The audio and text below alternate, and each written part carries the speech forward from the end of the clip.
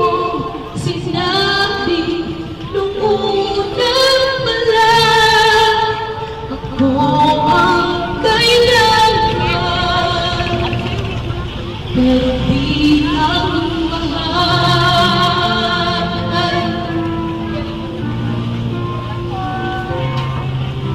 Saan na ang aking pagmamahal? Ibigan yan, bakit di ka lang? Ba't di mo nakikita na ayaw mo na ako?